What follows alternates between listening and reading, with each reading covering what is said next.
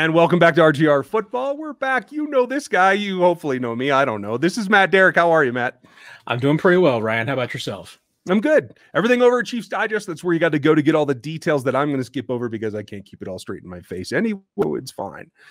But we had a great conversation earlier in the week on Locked On Chiefs. I want to kind of follow up on that because I don't want to get too far down the road of speculation. I could do that for an hour here, and we don't need to waste our time.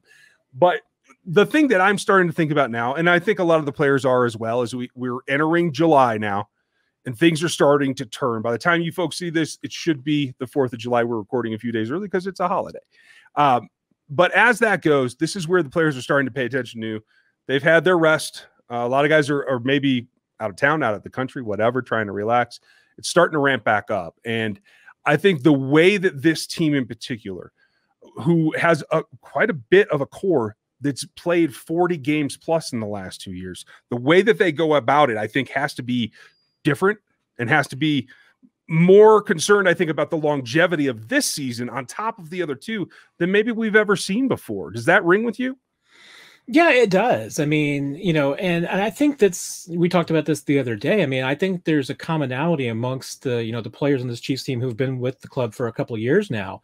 This offseason is a little bit different. I mean, that they needed to approach it a little bit differently. And we've heard stories along the way about players doing that. I mean, Anthony Hitchens slimming down this offseason, I thought was a really good example of, a player who's tackling things differently. And I don't think that he's alone. I mean, it seems like a lot of players have approached this offseason differently with the purpose of trying to energize their bodies and their minds and get everything settled down a little bit more during maybe the offseason program than they would normally. I mean, we obviously saw a couple of players who didn't take part in the whole OTA program and came in for the mandatory mini camp.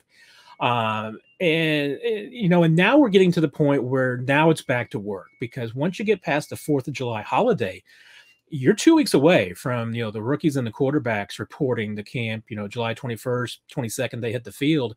You're getting down to it, and the rest of the veterans will report just after that. So, you're 2.5 weeks if you're a player from getting ready to hit the field. And this is when you guys start ramping up. So now's the time that you are going to, I think, see these guys. You'll probably see a few more of the videos of guys hitting the field together and, working out a little bit more before the beginning of camp to get everything going. I mean, you don't want to show up at the camp first day and not be in shape and ready to go.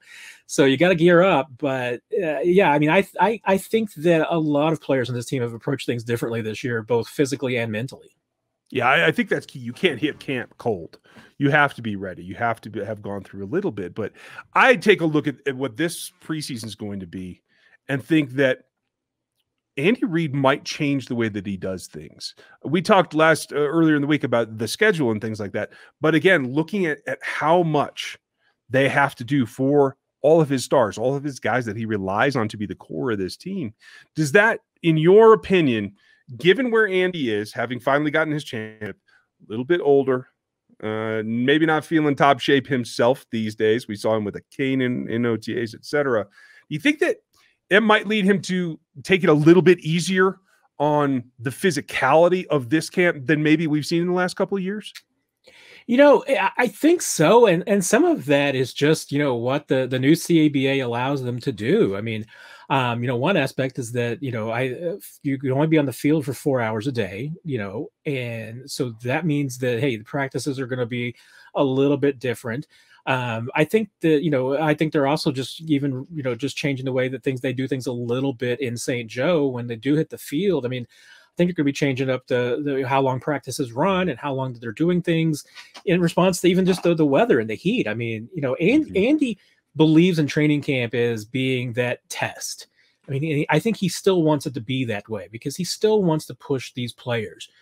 Because he very much works from the philosophy that, what your character is that you show on the worst day in August in St. Joe is what you're going to get day in and day out in a regular NFL season. And that's what he wants to see. So I think he'll still push these players, maybe not as hard as he has in the past.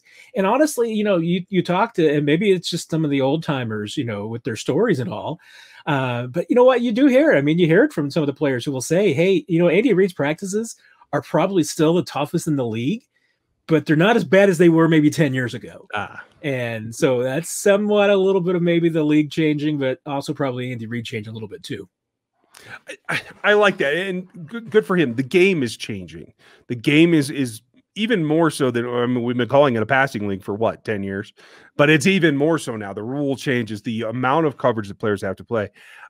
One key thing in this offseason that I think has, despite my efforts, gone way under the radar is what the addition of Jarran Reed does to this defensive front that allows the linebackers to play smaller and play faster, that allows them to play dime without being at such a disadvantage, because they shouldn't, with Noddy and Reed as probably their base package tackles, have to worry as much about the run. Do you think that that one addition ripples all the way back to the secondary in terms of positive effects? Yeah, I think you're right. I mean, we've heard from Andy Reid talking about how he thinks Jarran Reed might be the biggest addition on that defense and maybe the most overlooked addition. And I think you're right. It goes beyond just the ability of Chris Jones now being able to play on the outside and play on the edge. I think it exactly goes to that the Chiefs feel like that they are stronger up the middle than they have been in a while. And I don't think there's any doubt. I mean, when you've got concerns up front and in the middle, especially in the run game, that creates hesitancy. I mean, it creates uncertainty at the second level. And I think we've seen the Chiefs, especially the linebackers, play like that. I mean, I feel like at times, certainly, that Anthony Hitchens has played like the weight of the world is on his shoulders. Mm-hmm. And when you're worried about the entire field and not worried about your gap and your play, things happen and bad things can happen. And, and I think this is something that honestly the Chiefs have been trying to hammer for a long time. I mean, it's really been maybe since, they had Mike DeVito up front and Derek Johnson in the middle, that they really had a shutdown run defense. And I think that they feel like with what they've got now with Reed, Noddy, Wharton, that trio, I think they feel like they're tougher up front than they've been in a while. They've got a linebacking crew now that can, really maybe do some things and certainly shore up maybe a little bit of the middle of the field and maybe just even take a little bit of off of Anthony Hitchens' plate. Mm-hmm. Because I think that if you get Anthony Hitchens doing the one thing that he's really, really good at, I think that it'll improve his play overall. And I think that's what the Chiefs are trying to do. I think that makes a ton of sense. And I want to say now, before we go into other topics, folks, if you're deployed out there right now, happy 4th of July to you, wherever you are. And for all of you at home, I hope you enjoy your holiday. This one's always tough for me. Sorry, Ma. For what they do forward, I find the challenge for the coaching staff is how much they can get out of what I think is really only going to be 2.25 preseason games in terms of being to effectively evaluate all the young guys, because we've seen as they've paid stars, they have to bring in more youth. Do you think that puts this staff in particular, as they're put together, in any kind of disadvantage, or how do you feel that this staff is across the league with having less time to evaluate their roster? Yeah. I mean, it is interesting. I mean, if anything, I mean, the Chiefs might be in a little bit of an advantageous position because, I mean, even though there were some other teams that had pretty good turnouts around the league for their younger players, I mean, for their entire roster during OTAs, Chiefs had one of the best turnouts around the league. And I think that, getting not only an opportunity for your young guys to come in and work, but also to work with your stars, I think is a big deal. So I think that the Chiefs were probably more productive during their OTAs than a lot of other teams around the league. There were some other teams that didn't put any effort in the OTAs at all. Yeah. Looking at the New Orleans Saints, there's an example.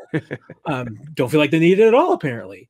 But yeah, it's going to be interesting to see how teams do, and especially the Chiefs do utilize this. I mean, once again, I mean, a big thing that the Chiefs have going for them is just the continuity that they've had on the roster and in the coaching staff. So, you've got the same people continuing to make fewer evaluations, frankly, because, you've got, pretty good core roster and you're not having to, evaluate so many different moving elements.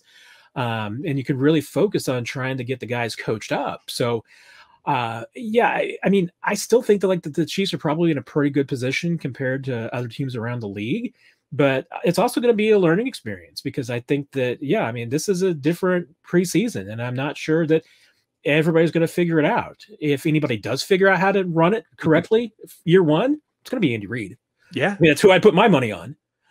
And that's going to be a significant advantage because there are a lot of idiosyncrasies about the way this preseason is going to go. I hope that you guys enjoy just what a different ride this is going to be. Matt's going to be there for you every day. I'm going to be there for you every day. We'll have different perspectives because he gets to see things that I don't.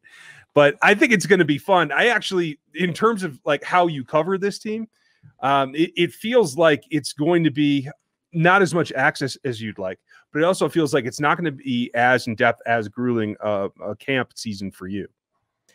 Yeah, it's interesting to see how it might shake out. I mean, we don't really have a firm grasp, like we were talking about practice times and how long things might run, because they do have these 4-hour blocks, and in the past, Andy Reid would be running a lot of 2.5-hour practices in the morning, and then like a 90-minute run through in the afternoon.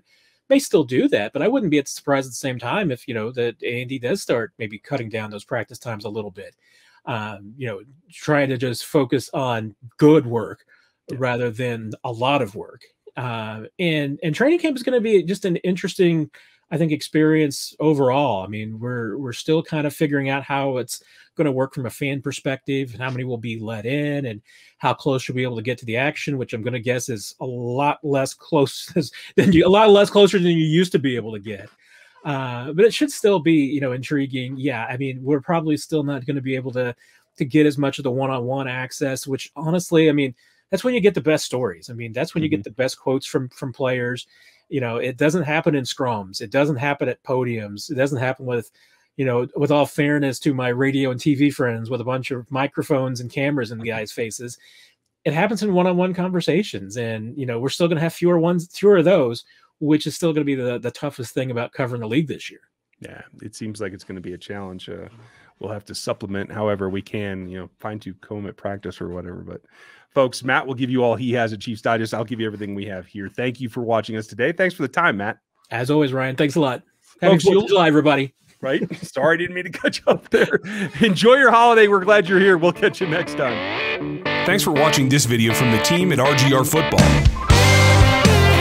Click these videos to see more and subscribe to RGR.